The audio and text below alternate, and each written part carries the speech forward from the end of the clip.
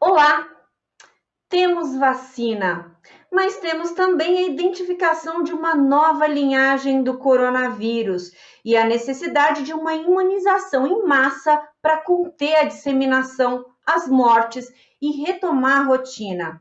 No estado de São Paulo, o Centro de Contingenciamento está trabalhando dia e noite para imunizar a população e minorar o impacto da pandemia. Para nos contar um pouco desse trabalho e nos esclarecer sobre a vacina, o Conexão Legislativa de hoje recebe o médico infectologista Dr. Marcos Boulos. Dr. Boulos, seja muito bem-vindo à Rede Alesp. Muito obrigado, é um prazer estar aqui. Doutor Boulos, a gente começa já a nossa conversa perguntando aqui sobre os pesquisadores. Recentemente, os pesquisadores encontraram uma nova cepa da Covid em alguns países do mundo, inclusive aqui no estado de São Paulo também. Doutor, isso pode comprometer a eficácia das vacinas? A urgência na imunização pode conter essa mutação genética do vírus? Sim, essa mutação é uma mutação de pequenas porções e ela não interfere na resposta imunitária que a vacina confere. Então não vai ter nenhum prejuízo com relação à vacina. O que acontece é que essa cepa é mais transmissível, então ela causa uma preocupação maior, ainda pela disseminação do vírus, mas não em termos de proteção da vacina, ela continuará protegendo com essa cepa também. Doutor, algumas pessoas voltaram a se aglomerar, principalmente nas festas de final de ano. A gente já começou a ver o reflexo aí nos hospitais, infelizmente, com a elevação no número de mortos. O Centro de Contingenciamento já estuda medidas mais duras antes da data prevista para vacinação, para conter essas pessoas, essas aglomerações que têm causado prejuízos a todos? Bem, uma coisa que é importante é que o Centro de Contingência, a qual faço parte, ele é um grupo assessor do governo de São Paulo. O que nós fazemos? Nós propomos medidas em termos para preservar vidas, para a saúde, para não haver reflexo muito grande da epidemia.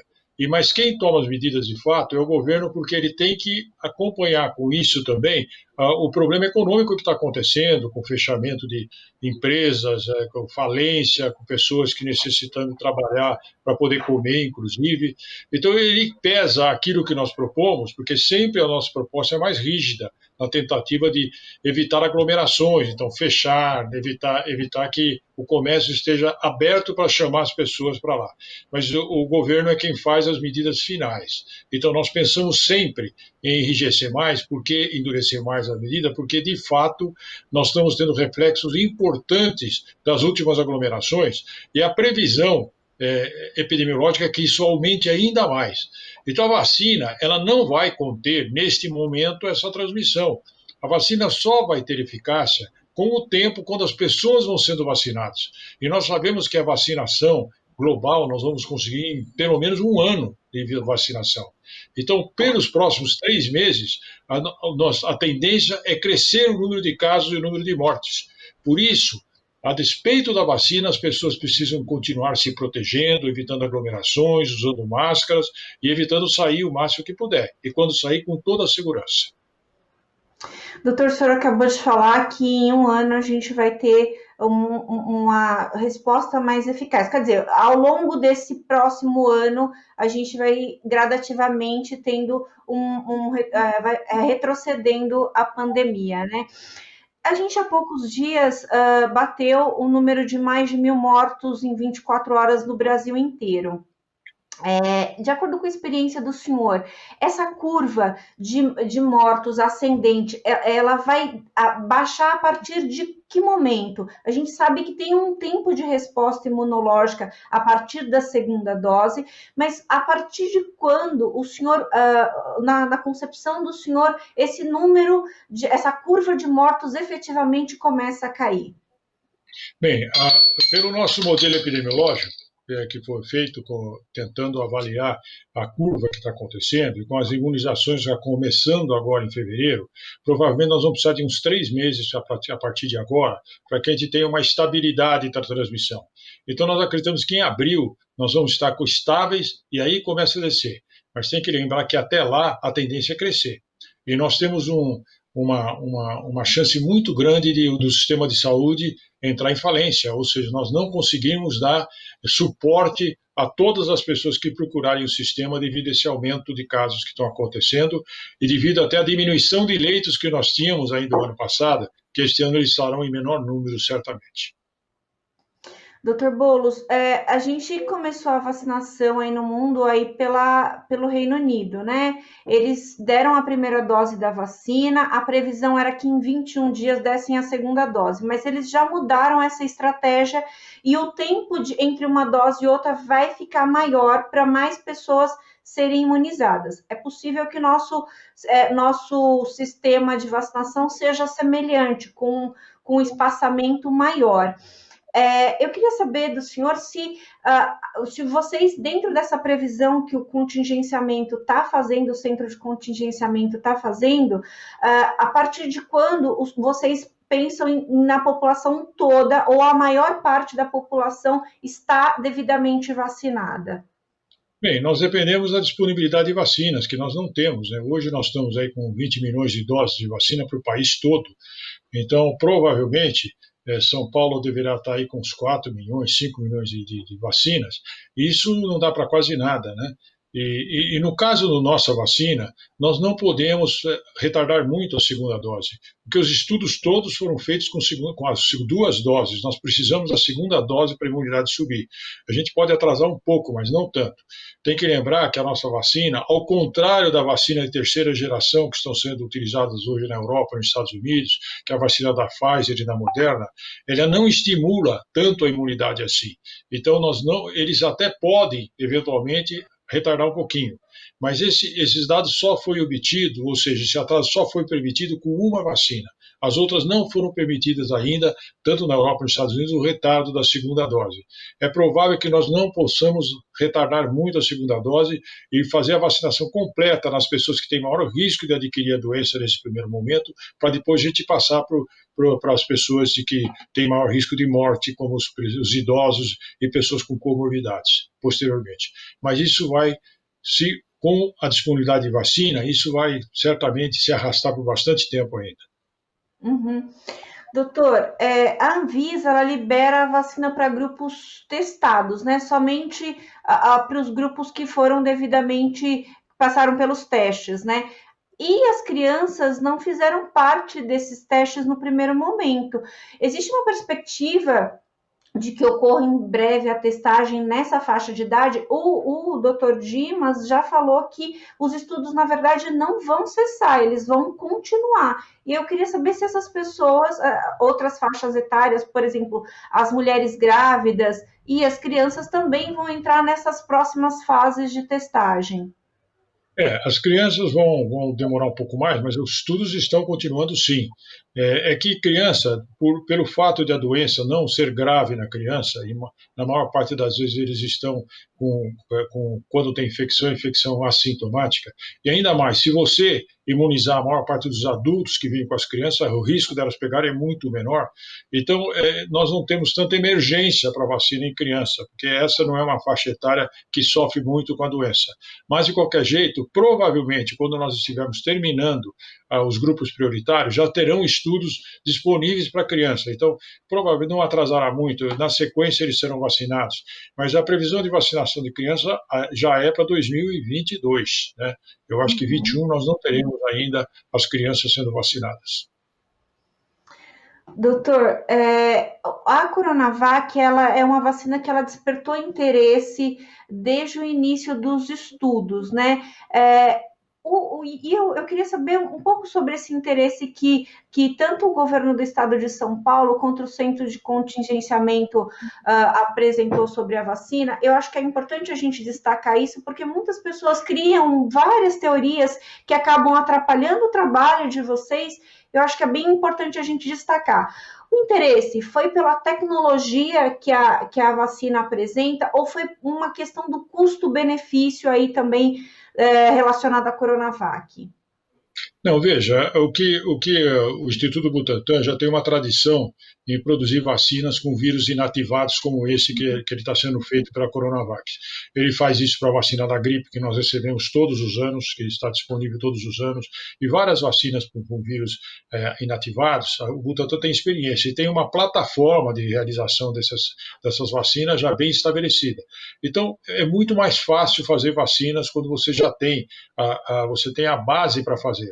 Então, o Butantan optou por fazer, para entrar com a vacina do Coronavac, exatamente por isso, porque ela é uma vacina de primeira geração, ou seja, ela pode proteger um pouco menos, mas é bastante segura e protege contra os casos graves, para poder realizar isso com maior rapidez, maior agilidade entre nós. Então, foi esse, não foi um interesse específico, porque qualquer vacina que vier será muito bem-vinda, e certamente, quando tiver disponível a vacina da Fiocruz, com a AstraZeneca e Oxford, será muito bem-vinda. Se importar a vacina Sputnik V da Rússia, que também aparentemente tem uma resolutividade muito boa, será bem-vinda. A mesma coisa da Pfizer e da Moderna. A vacina que vier será muito boa, porque as vacinas todas protegem contra os casos mais graves. O que acontece é que a vacina de primeira geração, como a nossa, ela protege menos da infecção. Mas a infecção, quando não é grave, ela preocupa muito menos. Por exemplo, mais de 200 mil pessoas morreram. Se tivessem qualquer uma das vacinas, não teriam morrido. Sim, importantíssima essa colocação, doutor, muito importante mesmo. Doutor, eu queria. A gente tem ouvido falar aí nos números, algumas pessoas fizeram grandes confusões com relação a esses números da vacina, da eficácia da vacina. E aí a gente, nos testes da Coronavac, a cada 100 pessoas que foram testadas, 78 não se contaminaram. Das que se contaminaram, perdão, 22 tiveram um quadro leve da doença. Nenhum apresentou quadro grave, graças a Deus. Esse estudo foi realizado com profissionais da saúde. Outras vacinas tiveram perfis mais diversos de voluntários. A diferença nos números pode ser atribuída a esse fator de exposição ou não necessariamente? Não, eu acho que sim, porque você, por exemplo, os estudos com a mesma vacina realizadas em lugares diferentes, como na Turquia e na Indonésia, mostraram eficácias diferenciadas. Isso talvez porque a nossa clientela aqui, o nosso grupo de estudo, era um grupo exposto continuamente, que foi profissionais de Uhum. saúde. Então a chance de pegar é maior. Então, a proteção não foi exatamente de 70%. A proteção global de infecção é 53% aproximadamente. O que acontece é que boa parte deles são infecções assintomáticas.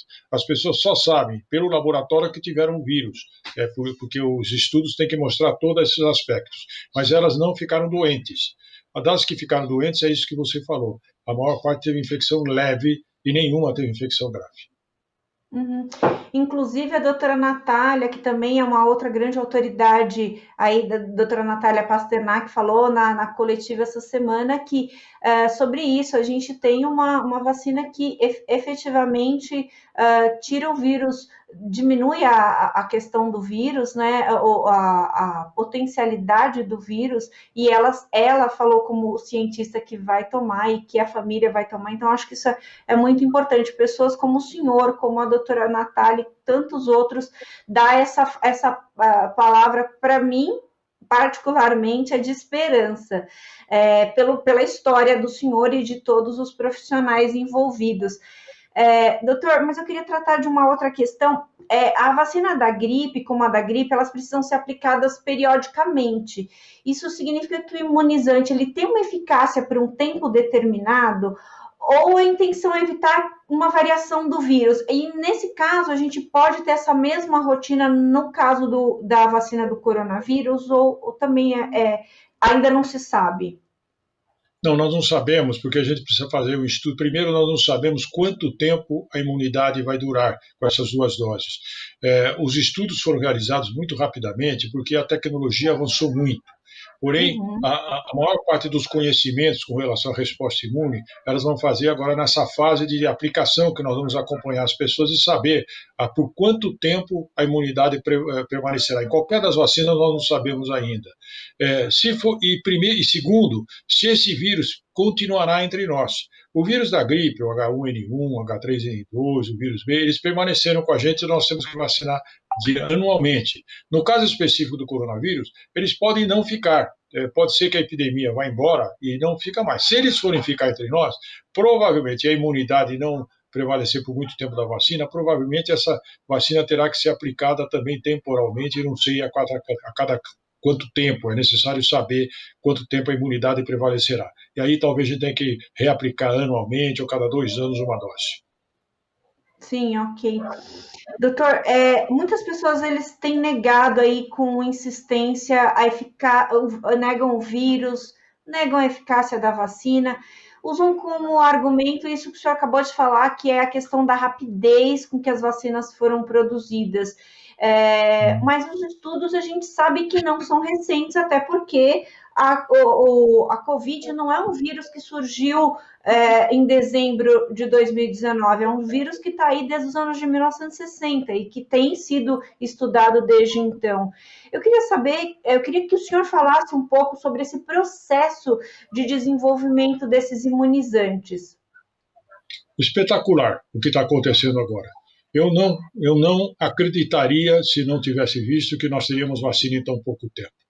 As vacinas, você realiza vacina com estudos de mais de 10 anos, às vezes, para ter um produto eficaz. A tecnologia avançou tanto e os laboratórios avançaram tanto na sua confecção que a vacina foi possível realizar uma vacina num tempo recorde, 1 ano. Para mim, eu não acreditava. Quando eu conversava no começo da epidemia, teremos vacina quando? Eu falava, vamos esperar uns 3, 4 anos. Provavelmente não teremos vacina para esta epidemia. Mas eu fui absolutamente surpreendido com as novas tecnologias. Essa tecnologia que foi realizada, dessas vacinas da Pfizer e da Moderna, são absolutamente revolucionárias. Eles fizeram em menos tempo até do que foi feita a nossa vacina e a vacina da AstraZeneca Oxford, porque a tecnologia utilizada com o RNA mensageiro é muito avançada, primeira vez utilizada e mostrou uma eficácia enorme. Nós não devemos criticar o tempo, nós devemos de uma certa maneira, ficar orgulhosos de entender que hoje se produz, nós temos respostas muito mais rápidas para a proteção nossa. Essa é a mensagem que nós temos. Eu também fiquei surpreso, mas fiquei muito feliz de ter acontecido isso. Hoje as pesquisas, os pesquisadores avançaram tanto que nós podemos ter vacinas em tempo menor do que 1 ano. Uhum. Eu acho que é interessante até fazer um parênteses, né, doutora? O senhor, por favor, me corrija se eu estiver errada, mas a gente começou uma pandemia, né? Algo que ninguém tinha ideia que ia acontecer, ninguém tinha um plano guardado na gaveta. E os cientistas e os médicos tiraram um foco de outras doenças para se debruçar sobre o coronavírus. Então, todas as forças de inteligência financeira foram dedicadas ao coronavírus, e isso, obviamente, que trouxe resultados em um tempo mais curto.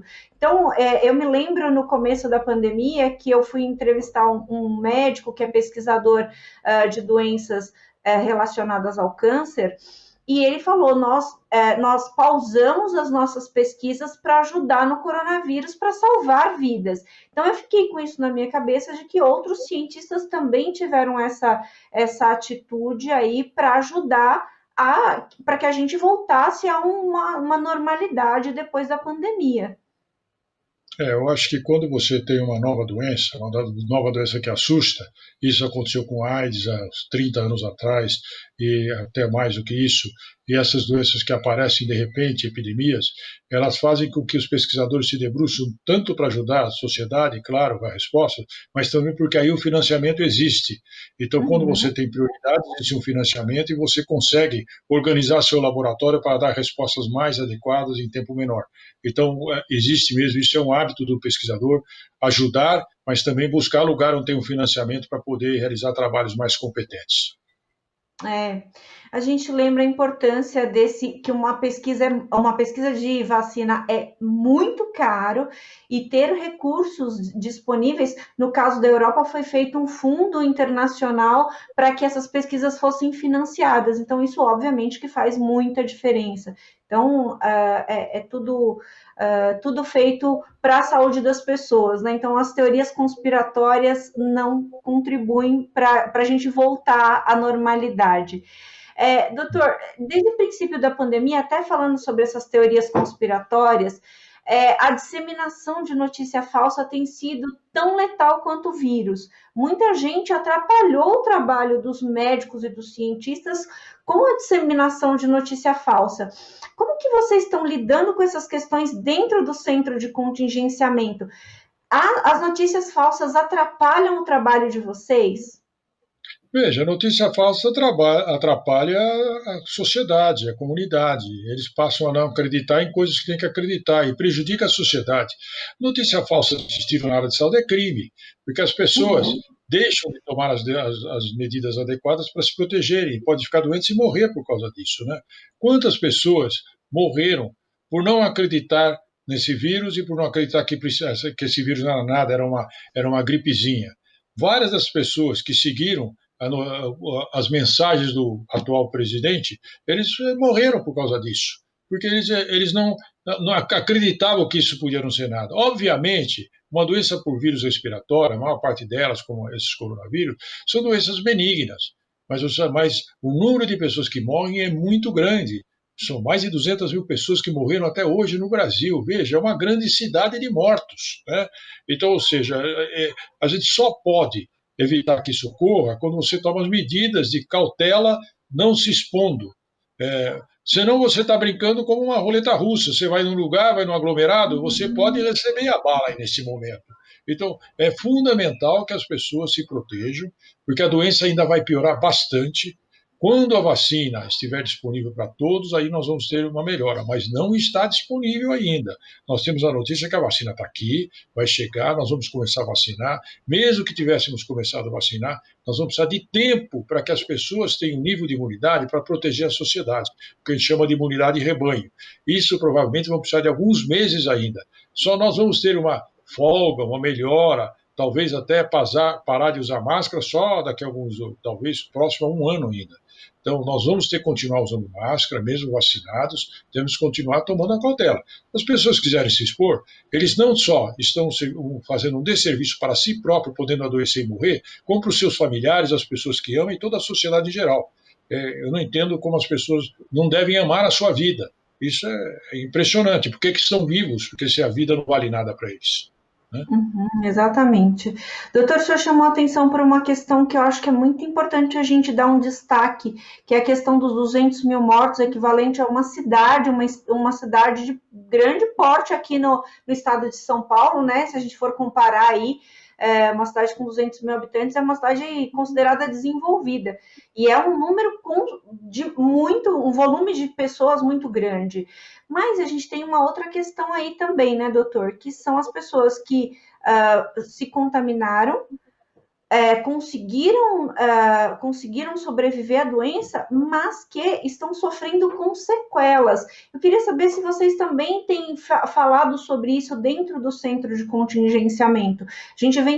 Eu venho acompanhando relatos de pessoas que, desde sequelas de queda de cabelo muito grande, até pessoas que precisam fazer fisioterapia a médio e longo prazo aí por conta das sequelas da Covid.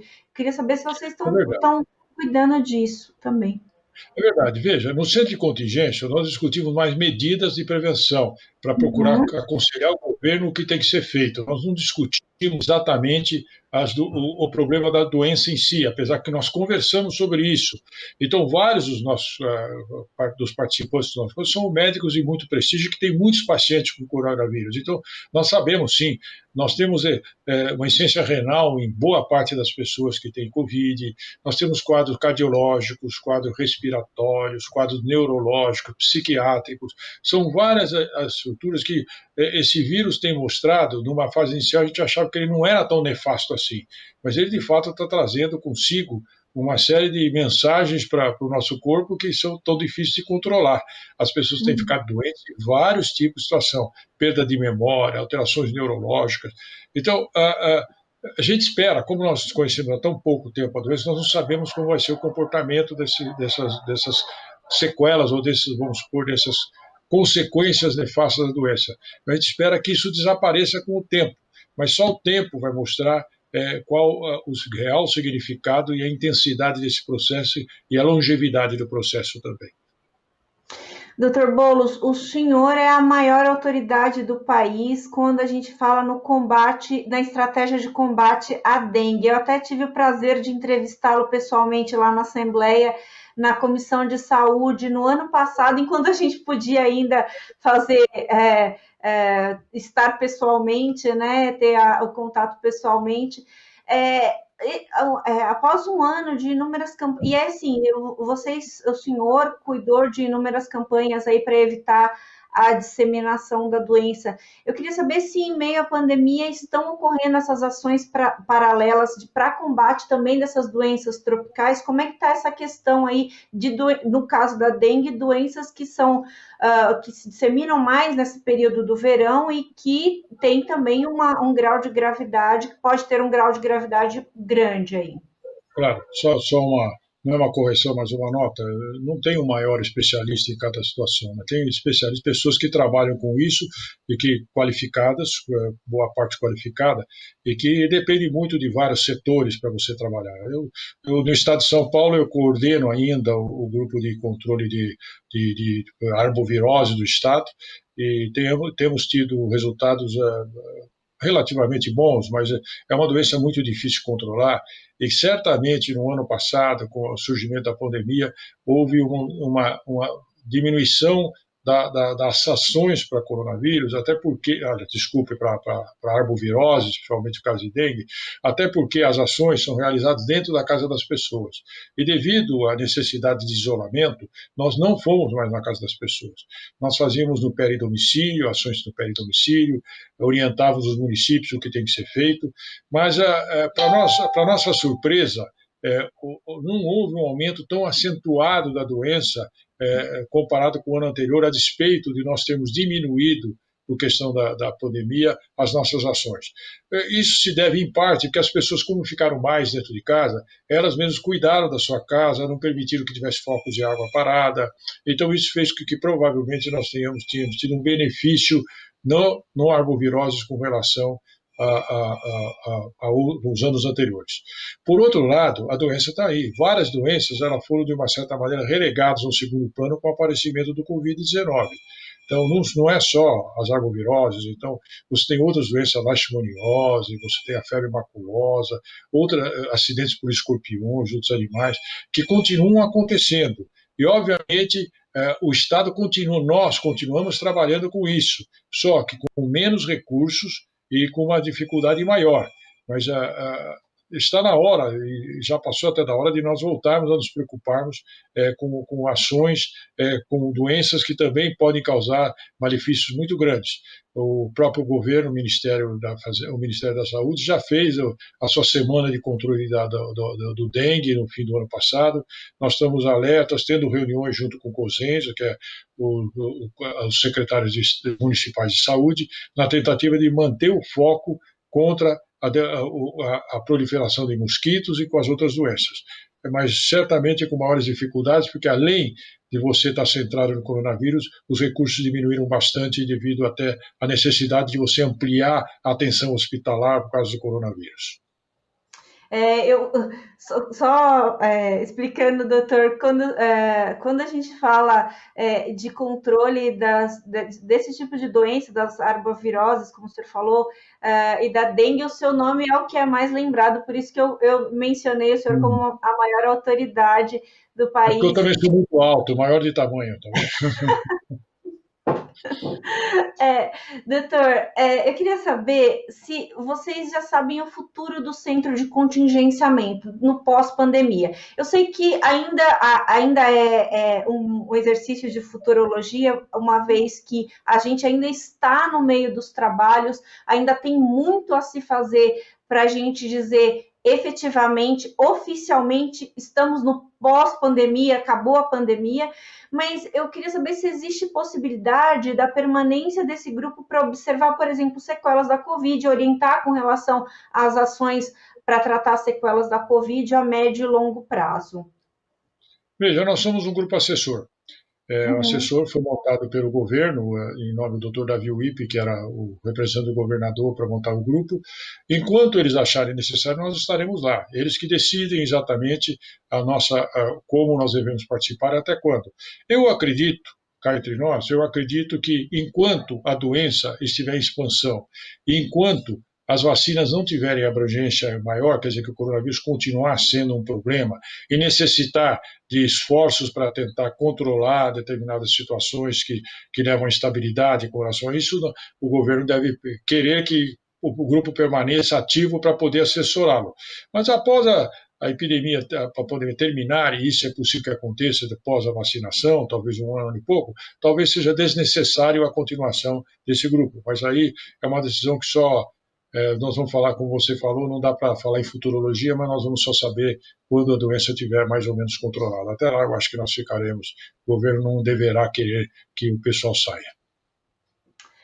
Doutor, eu queria pedir, a gente está chegando ao final da nossa conversa, eu queria pedir para o senhor fazer as suas considerações finais com relação a todo esse trabalho que vocês vêm exercendo arduamente ao longo desses últimos meses. E eu queria muito agradecer a sua disponibilidade, a sua gentileza em falar conosco e em se propor a esclarecer todas as nossas dúvidas com relação à vacinação, ao centro de contingenciamento, ao coronavírus. Por favor, doutor. Bom, primeiro é uma obrigação nossa, não tem dúvida. Todas as pessoas que trabalham, labutam no termos de saúde pública, necessariamente precisam informar. Só com a informação correta você consegue que as pessoas tenham noção do que está acontecendo e consigam trabalhar, ou pelo menos realizar seus projetos em cima de informações fidedignas e confiáveis. Por isso eu faço questão de sempre estar presente nas entrevistas para mostrar qual é a realidade e tirar os anseios, os medos, as dúvidas que possam existir. Com relação à nossa atual pandemia, a preocupação é muito grande ainda. As pessoas, por vezes, sentem, eu entendo que depois de tanto tempo de ficar isolado, as pessoas queiram sair. Mas o querer não basta. Você tem que sair com segurança. Tem que lembrar que o maior valor é a nossa vida, a vida das pessoas que a gente ama, as pessoas que estão com a gente. E a gente só consegue, infelizmente, nós não temos uma receita mágica para acabar com isso. As doenças elas têm o seu ciclo. E neste caso específico, o ciclo é mais prolongado do que as outras doenças que eu conheço. Por quê? Porque este vírus não promove uma resposta imune muito forte. Então as pessoas até estão se reinfectando. Mostra que a falta de uma imunidade fez com que a doença se prolongasse. Então, nós vamos depender da vacina para conseguir uma imunidade, para segurar a epidemia. Então, nós vamos precisar, mas não é só o surgimento da vacina, as pessoas precisam estar vacinadas. Então, isso é um tempo que nós precisamos. A vacina foi obtida em tempo recorde, em todas as vacinas, elas vão ser utilizadas o máximo que puder, segundo a produção internacional, e quando terminar, ou pelo menos próximo ao fim da vacinação, nós aí sim estaremos seguros para abandonar as nossas precauções maiores, com o uso de máscara, depois podemos sair e voltar à vida normal. Todos nós estamos sofrendo com esse confinamento, com essa dificuldade de você não poder a sua vida normal. Mas nós somos de pacientes, tem um pouco mais de tempo, porque a vida ela está aqui e para nós curtirmos a vida no futuro, nós precisamos preservar hoje, porque senão nós não chegamos no futuro. Para chegar no futuro, o ano que vem, você precisa estar muito bem hoje e evitar a possibilidade de doenças que possam abreviar a sua vida. Então, o recado é o seguinte: fique em casa se possível. Se tiver que sair, use máscara, saia o menos possível, evite aglomerações de qualquer jeito nesse momento e vamos torcer para que nós tenhamos vacinas disponíveis em quantidade e tempo mais rápido possível, quantidade alta e tempo mais rápido possível, para que todos nós possamos ter um amanhã melhor e mais livre, mas com saúde. Muito obrigada, Dr. Marcos Boulos, médico infectologista integrante do Centro de Contingenciamento do Coronavírus. Muito obrigada. Parabéns pelo trabalho que vocês exercem arduamente para nos ajudar toda a população e que a gente consiga, num futuro próximo, falar sobre outros assuntos, não sobre pandemia mais, porque aí a gente já passou por esse pesadelo. Muito obrigada, doutor. Eu que agradeço a sua atenção e a todos os telespectadores nossos aqui. Obrigado. Obrigada, doutor. Esse foi mais um Conexão Legislativa. A gente falou sobre a segunda onda da Covid e a resposta da imunização depois da vacina. Você fica agora com a programação da Rede Alesp. Você pode rever esse programa e outros programas da Rede Alesp nas nossas redes sociais. Muito obrigada e até mais.